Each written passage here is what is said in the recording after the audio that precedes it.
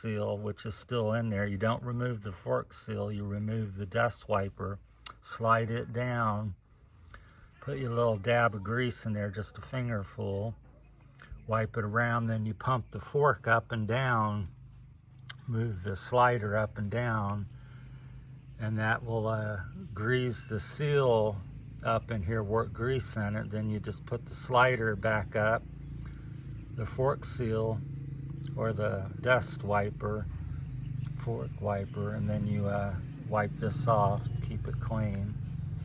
And that lubes the fork and then it ends the binding. So now it's really smooth. When I hit bumps, I go straight down the road.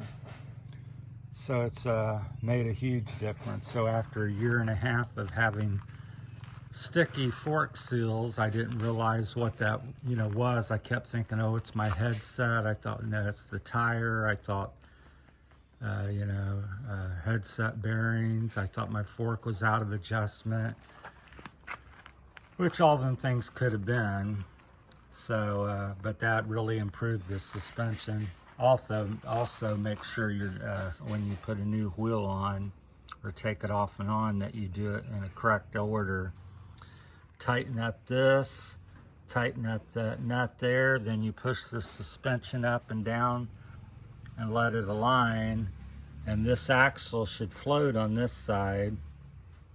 And the last thing you do after you line it, and some people spin the wheel and hit the brake 2 or 3 times, or push up and down the suspension, and then you be real careful not to move that, and then you tighten these up. It self-aligns the fork so it's not binding left or right. It centers the fork, so that's the way to align your suspension on the front. Tight, tight. This is all loose. Make sure this fork will slide up and down the axle. You receive movement.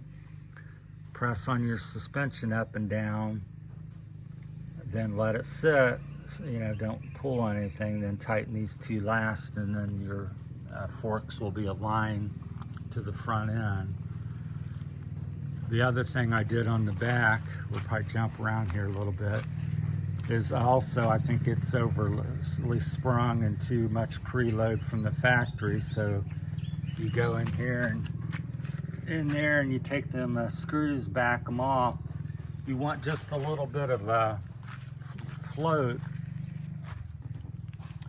to it so it sags. You don't want to spring back too aggressively or be too tight where you don't have no float on top of the shock. So you should be able to push your bike down